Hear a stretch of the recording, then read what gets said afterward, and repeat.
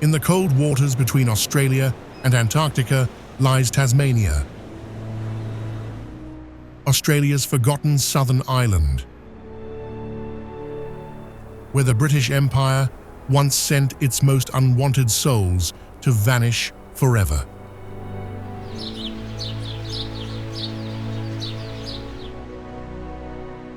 The convict ships stopped coming long ago, but what they left behind defies all expectations.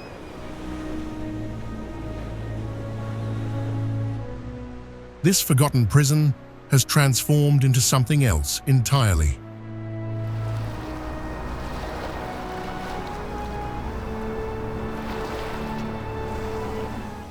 Ancient rainforests, older than the Amazon, sprawl across mountain ranges that erupted from the ocean floor 165 million years ago. Tasmanian devils, carnivorous marsupials found nowhere else on Earth, prowl through undergrowth where giant tree ferns create prehistoric shadows. Along the eastern shore, the Bay of Fires burns orange with lichen-covered granite, a coastline that seems touched by flame.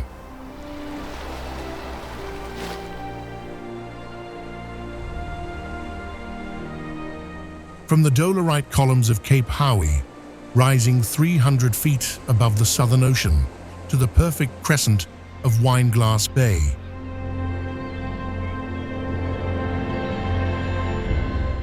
From Cradle Mountain's jagged peaks, reflected in alpine lakes to the wild rivers that carve through untouched wilderness.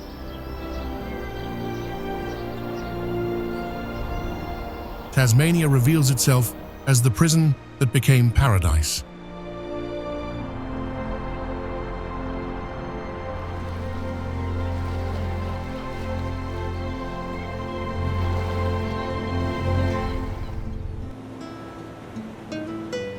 The journey begins where Tasmania's darkest history meets its most dramatic coastline, the Tasman Peninsula. This narrow stretch of land once served as nature's perfect prison, surrounded by shark-infested waters and connected to the mainland by a strip barely 100 meters wide. The British chose this isolation well. Today, the peninsula tells a different story through its towering sea cliffs and windswept shores.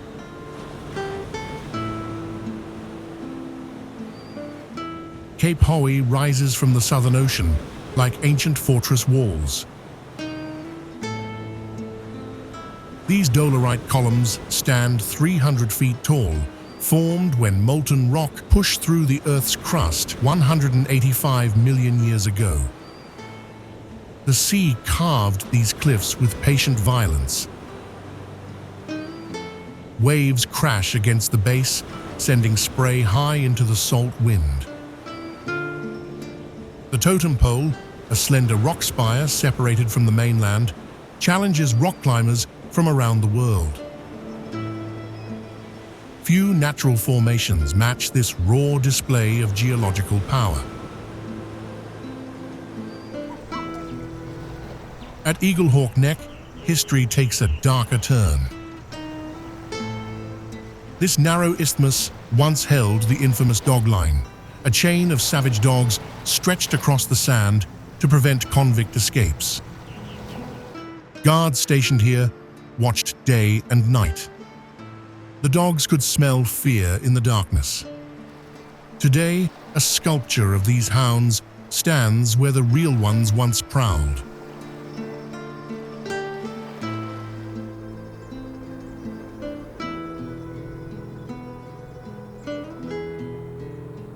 The historic site preserves the officers' quarters and military barracks from the 1830s. These weathered buildings remind us how desperation and cruelty shaped this landscape long before tourists arrived.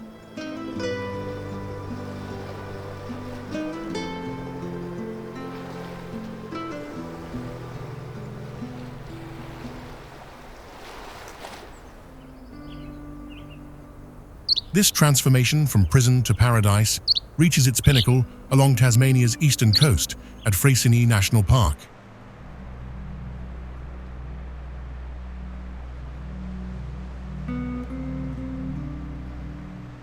Pink granite mountains rise from the Tasman Sea, their ancient peaks weathered into smooth curves over millions of years. Between these granite sentinels lies one of Earth's most perfect beaches. The park stretches across the Freycinet Peninsula, where the land narrows between sheltered bays and open ocean.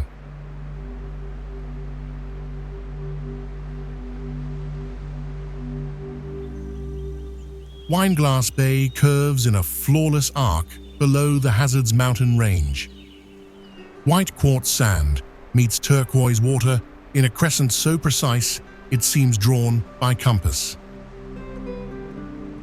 The bay earned its name not from its shape, but from the whaling days, when whale blood turned these waters crimson.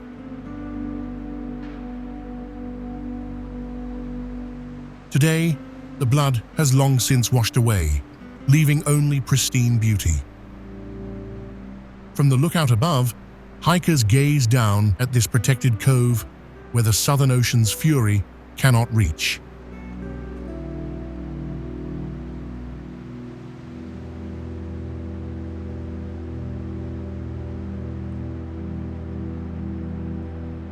North of the peninsula, Molting Lagoon spreads across 4,000 hectares of shallow water and wetlands. Black swans gather here in thousands, their numbers peaking when they shed their flight feathers each summer. The lagoon serves as nature's nursery for these elegant birds. Protected from ocean storms by a narrow strip of sand dunes, this calm water sanctuary hosts one of the world's largest black swan populations. Local oyster farms dot the edges, where the mixing of fresh and salt water creates perfect growing conditions.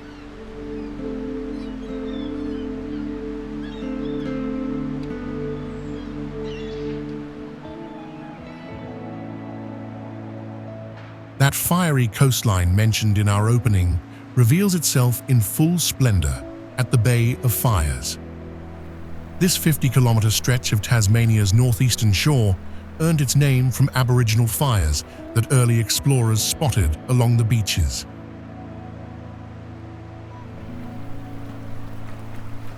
Orange lichen paints the granite boulders in shades of rust and flame. The contrast between these burning rocks and the pure white sand creates a landscape unlike anywhere else on Earth.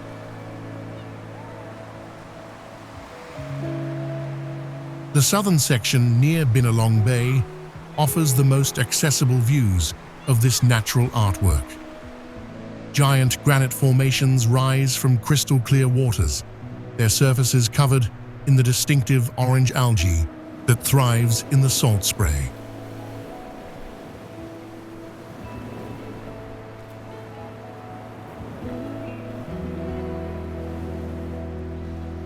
These rocks have weathered millions of years, sculpted by wind and waves into smooth, rounded shapes.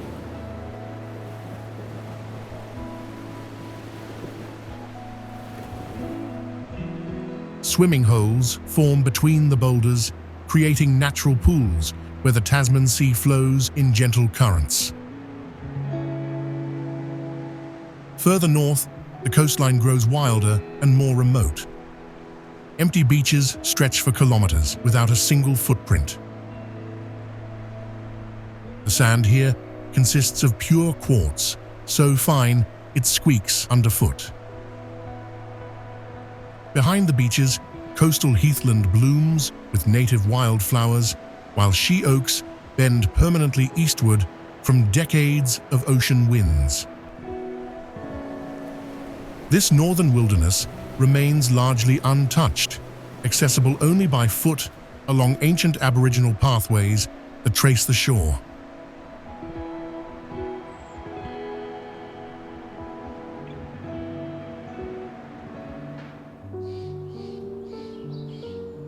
Where ancient glaciers carved their final masterpiece into Tasmania's wild heart, the Central Highlands rise as a fortress of stone and ice. This elevated wilderness spreads across the island's interior, a place where alpine lakes mirror jagged peaks and buttongrass plains stretch toward distant mountains.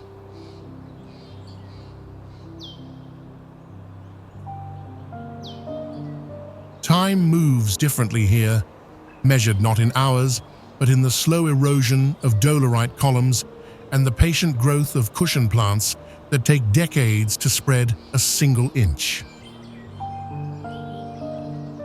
Cradle Mountain stands as the crown jewel of this highland realm, its distinctive silhouette carved by ice ages long past. The mountain's twin peaks pierce the sky at 5,069 feet. Their dolerite columns, arranged like organ pipes by volcanic forces 165 million years ago.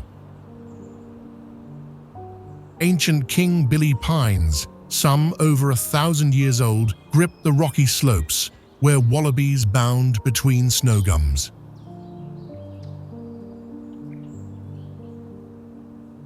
The overland track begins here, winding 40 miles south through wilderness that has never known the axe or plow.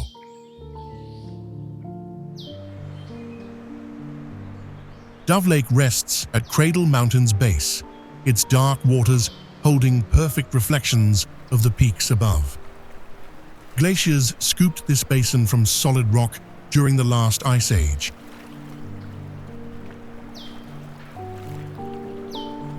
The famous boat shed sits on the shoreline, a simple wooden structure that has watched seasons change for generations. Walking the lake circuit reveals how water, stone, and forest create their own cathedral in the wilderness.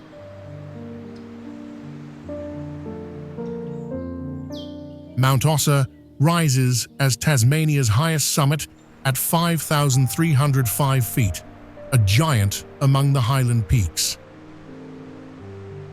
The ascent reveals layer upon layer of Tasmania's geological story, written in stone and ice.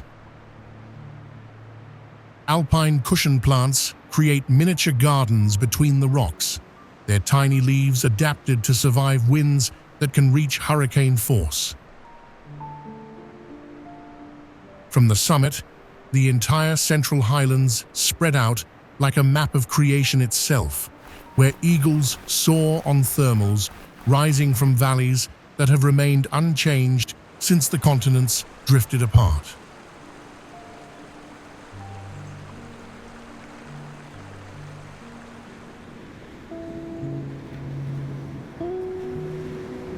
This transformation from prison to paradise continues along Tasmania's northwest coast. Here, where the Bass Strait meets ancient volcanic formations, the landscape tells stories written in stone and sea.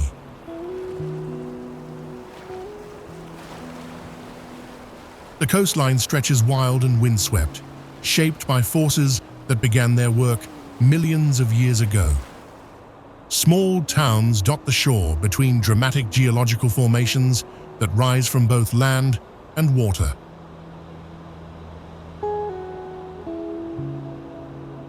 The Nut stands like a sentinel at Stanley, a volcanic plug that erupted from the Earth 13 million years ago. This flat-topped monolith rises 500 feet straight up from the ocean's edge. Its sheer cliffs drop directly into the churning waters below. A chairlift carries visitors to the summit, where walking tracks circle the plateau through windswept grasses. From this height, the entire northwest coast spreads out in both directions.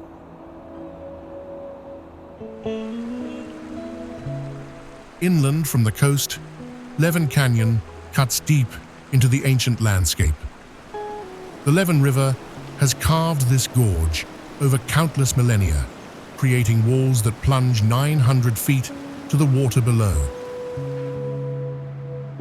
A steel platform cantilevers out over the void, suspended high above the forest floor. The canyon walls reveal layers of geological time, each band marking epochs when this land lay beneath prehistoric seas.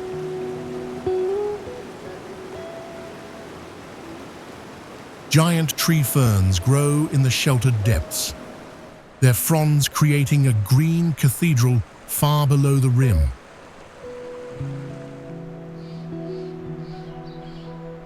The wild rivers that carve through untouched wilderness lead us into Franklin Gordon Wild Rivers National Park.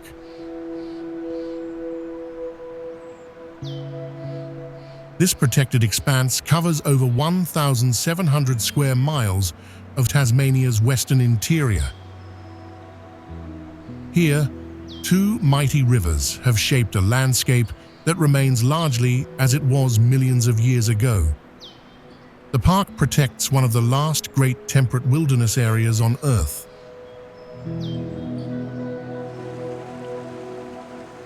The Franklin River rushes through ancient gorges lined with Huon pines that have grown here for 3,000 years.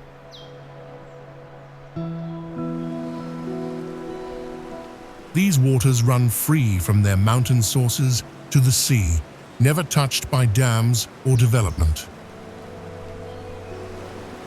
Rapids crash over quartzite boulders, while calm pools reflect rainforest canopies overhead. The river corridor creates its own climate, where mist feeds mosses and ferns that carpet every surface.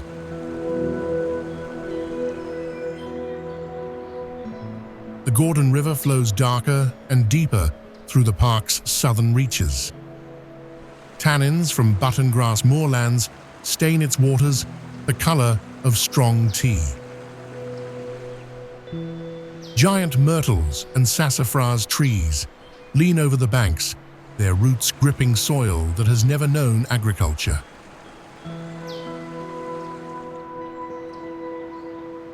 Aboriginal Tasmanians traveled these waterways for over 40,000 years, leaving behind cave paintings and stone tools that speak of deep connection to this land.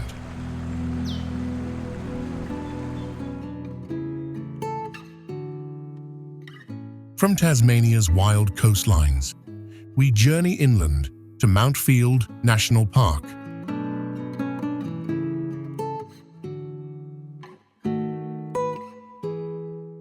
This protected wilderness holds some of the island's oldest secrets. Ancient rainforests grow here, their canopies sheltering trees that sprouted before humans walked the earth. The park stretches from temperate valleys to alpine plateaus, each elevation revealing a different face of Tasmania's natural heritage.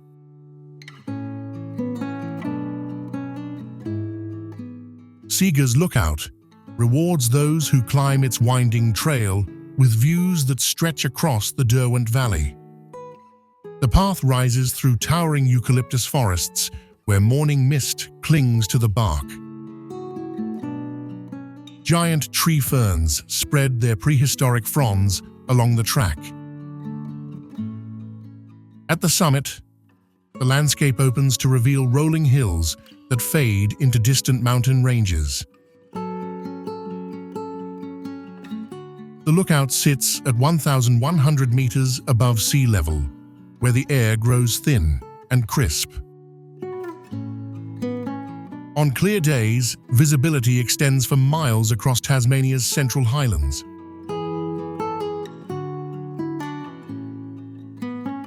Eagles circle on thermal currents rising from the valley floor below.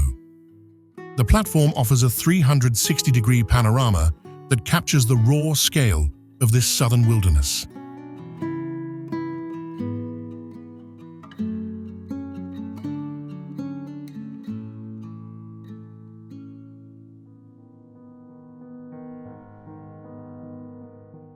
From Tasmania's mainland, we venture south across the D'Entrecasteaux Channel to reach Bruny Island.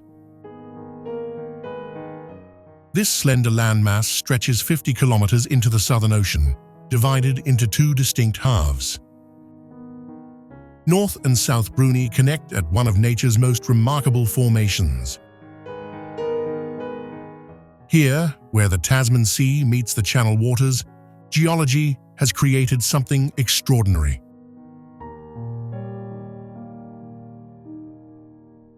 The neck is a narrow strip of sand dunes barely 100 meters wide. This natural bridge links the island's two halves, with ocean waves crashing on both sides. Wind has sculpted the sand into perfect curves that shift with each storm. A wooden stairway climbs to a lookout platform perched high above this fragile connection.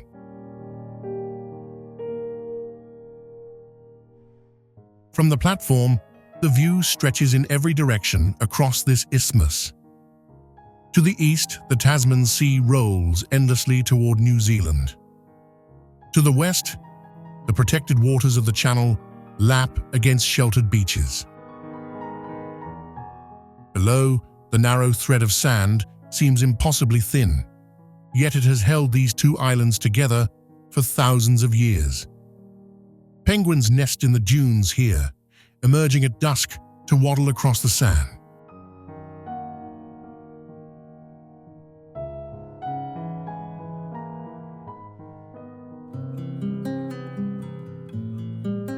These ancient forests hold secrets deeper than memory, and none more hidden than Pelverata Falls. The waterfall tumbles through Tasmania's southern wilderness, far from any main road or tourist trail.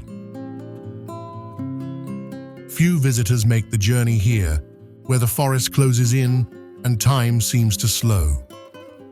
The falls drop 114 meters through multiple tiers, each cascade carving deeper into the ancient rock.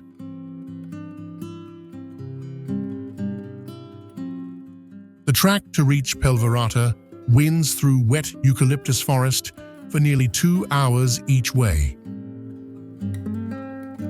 Giant tree ferns spread their prehistoric fronds overhead, filtering sunlight into green shadows. The path crosses wooden bridges over small creeks that feed the main falls. Moss covers every surface, and the air tastes of rain and earth even on dry days.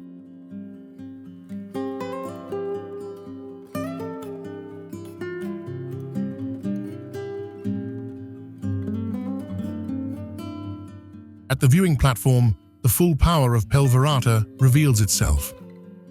Water crashes down the rock face in white ribbons, misting the surrounding forest. The dolerite cliffs frame the falls like natural cathedral walls.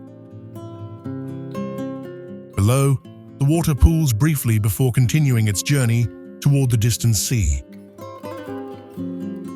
This place feels untouched, as if the convict era never reached these deep valleys where only water and stone hold dominion.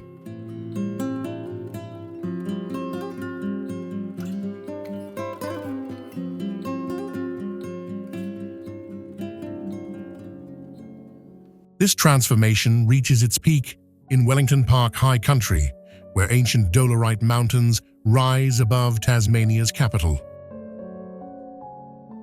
The park sprawls across 45,000 acres of alpine wilderness, just minutes from Hobart's edge. Here, weathered rock formations and subalpine moorlands create a landscape shaped by ice ages and volcanic forces.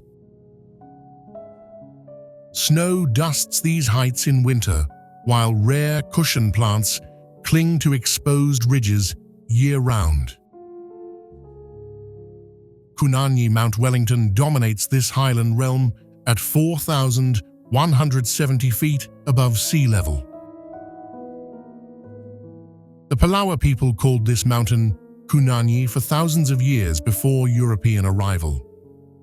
Massive dolerite columns crown its summit, formed when molten rock cooled and cracked into geometric patterns 165 million years ago. From the pinnacle, Views stretch across the Derwent River estuary to the Tasman Peninsula and beyond to Antarctica's distant ice.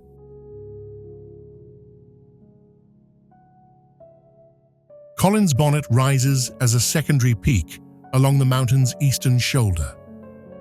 This rocky outcrop stands at 3,937 feet, offering different perspectives across the Wellington Range.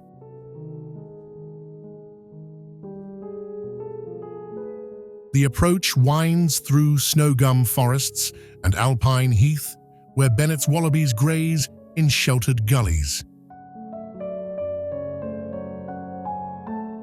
Weathered rock faces bear the scars of countless storms blown in from the Southern Ocean. Trestle Mountain forms the park's northern boundary at an elevation of 3,770 feet. Named for its distinctive ridgeline that resembles railway trestles, this peak guards remote valleys rarely visited by humans. Ancient pencil pines grow in scattered groves across its slopes, some individuals over 1,000 years old. Winter brings sheets of ice that transform rock faces into frozen waterfalls, while summer reveals carpets of alpine wildflowers between the boulders.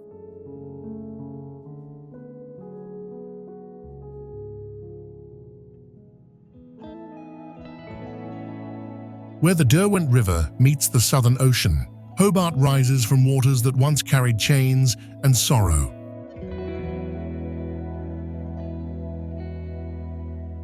Tasmania's capital spreads across the foothills of Mount Wellington, a city born from exile that now draws visitors to its transformed shores.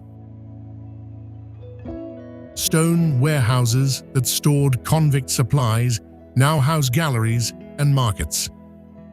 The waterfront that witnessed years of separation has become a place of gathering and discovery.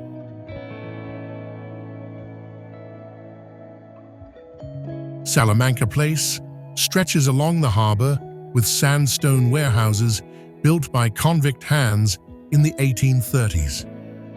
These buildings once stored whale oil, wool, and grain, bound for distant ports. Today, artists fill the spaces where merchants counted profits. Every Saturday, the famous Salamanca market brings hundreds of stalls selling Tasmanian crafts, fresh produce, and handmade goods. The cobblestones beneath visitors' feet remain unchanged, worn smooth by nearly 2 centuries of footsteps. North along the river, Mona rises from the cliff face like a subterranean cathedral of controversy.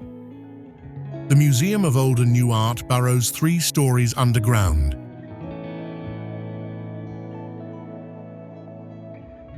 Its sandstone walls housing ancient Egyptian mummies alongside contemporary works that challenge and disturb.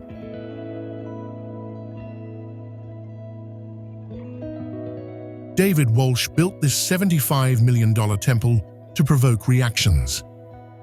Visitors descend spiral staircases into darkness, finding art that confronts death, sex, and the human condition. No labels guide the experience, only personal devices that track your location and reveal what surrounds you. The Tasman Bridge spans the Derwent River with concrete and steel, connecting Hobart's eastern and western shores.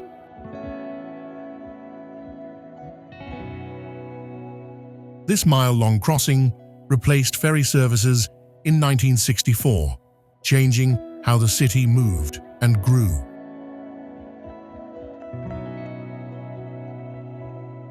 In 1975, a cargo ship struck the bridge, sending 4 spans into the river and splitting the city for nearly 3 years.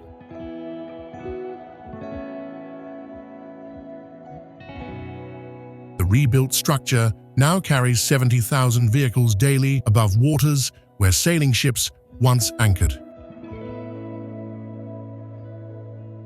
From its height, the entire harbour spreads below, a view that captures Hobart's transformation from penal settlement to modern city. The transformation from prison colony to paradise extends to every corner of Tasmania, including the eastern shore suburb of Bellerive.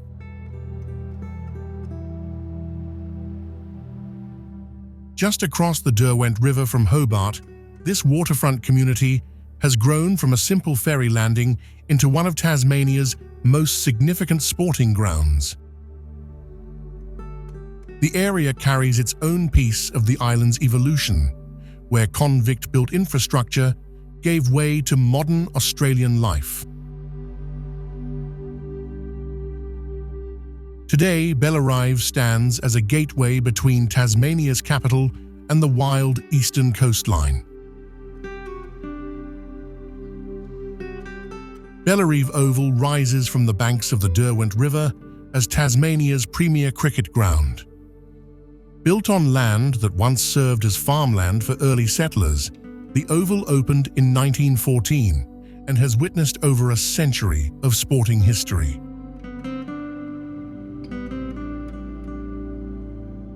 The ground holds 20,000 spectators when full, their cheers carrying across the water to Hobart's distant skyline.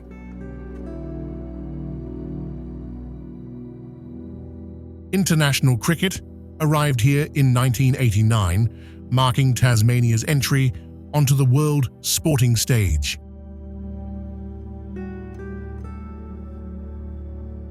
The Oval's location creates one of cricket's most spectacular settings. Mount Wellington towers in the background, its rocky summit often dusted with snow even during summer matches. The Derwent River flows past the eastern boundary, where sailing boats drift by between innings. This natural amphitheatre brings together sport and landscape in ways few grounds can match. Players from around the world speak of the unique atmosphere created when Tasmanian crowds fill these stands beneath the southern sky.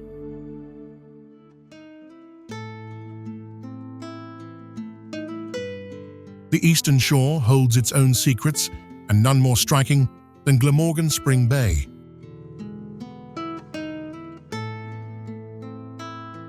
This coastal region stretches along Tasmania's sun-touched east, where the Tasman Sea meets ancient granite shores. Small fishing villages dot the coastline, their weathered jetties reaching into waters that shimmer between deep blue and emerald green. The land here tells two stories, one of convict suffering, another of natural splendor. Bruny Island rises from the sea just offshore, a place where time moves differently. Once a penal settlement twice over, the island now belongs to the wombats and forester kangaroos that graze its grasslands.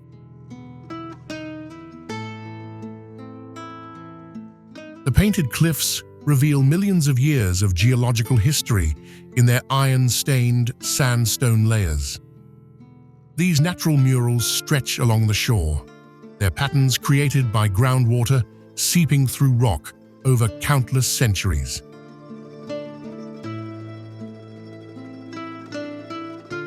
The fossil cliffs on Bruny Island preserve an even older story. Here, limestone formations hold the remains of creatures from 300 million years ago, when this land lay beneath tropical seas.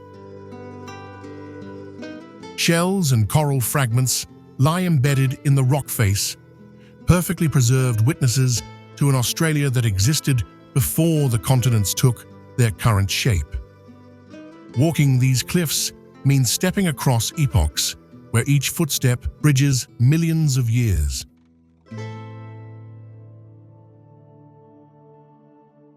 From Tasmania's untamed wilderness, we journey north to Launceston, the island's second-largest city.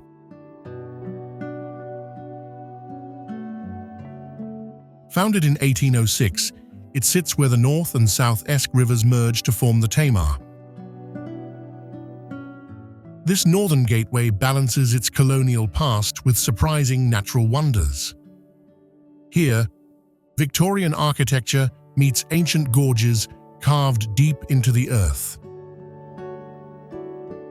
The Tamar River flows north from Launceston toward Bass Strait, creating a valley that defines the region.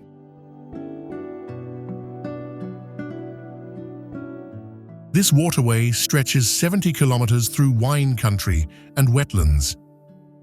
Ships once carried wool and timber down these waters to waiting markets. Today, the river reveals a gentler face, its banks lined with vineyards producing cool climate wines. Morning mist often cloaks the water, lifting slowly to reveal hillsides where Tasmania's oldest vines grow. Hidden in the hills above Launceston lies Grindelwald's Swiss village, an unexpected alpine settlement. Built in the 1980s, this small community recreates a piece of Switzerland in Tasmania's Highlands. Chalets with carved wooden balconies overlook lakes that mirror the sky.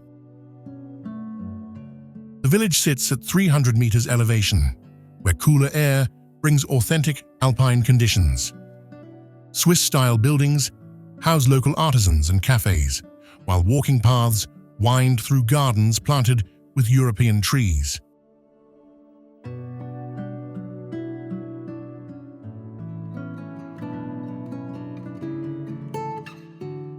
Beyond the coastal wonders and mountain peaks, Tasmania's interior holds its own quiet marvels.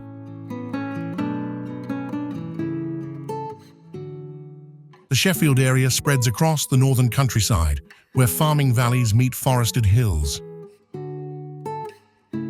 This rural district shows a different side of the island, one shaped by generations of settlers who turned wilderness into working land. Here, the transformation continues in unexpected ways. Lake Barrington stretches through the valley like a mirror laid between hills. Created in 1969, when the Forth River was dammed, this reservoir has grown into something more than its practical purpose.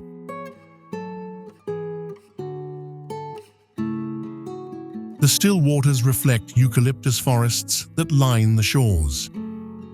Morning mist rises from the surface, drifting between trees that lean toward the water's edge.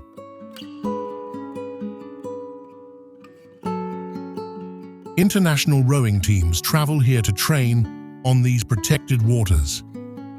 The lake's 20-kilometer length provides perfect conditions.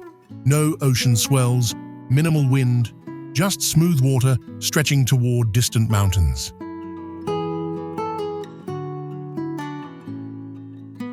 Local wildlife has adapted to share this space. Platypuses hunt in the shallows at dawn, while black swans glide past practice lanes. The concrete dam that birthed this lake now seems a natural part of the landscape, weathered into the hillside after half a century.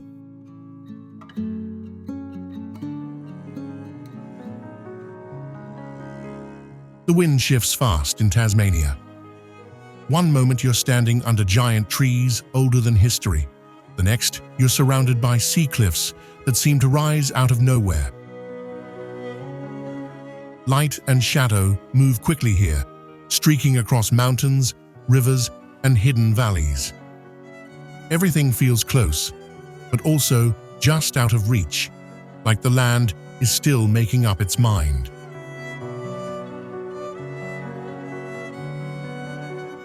In the hush of Pelverata Falls, or at the edge of Seeger's Lookout, where the peaks cut into the sky, there's something quiet and rare.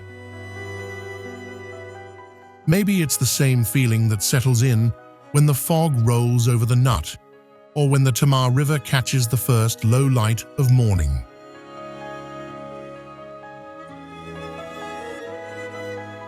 Click on the video that's appearing now to continue your journey of the wonders of the world.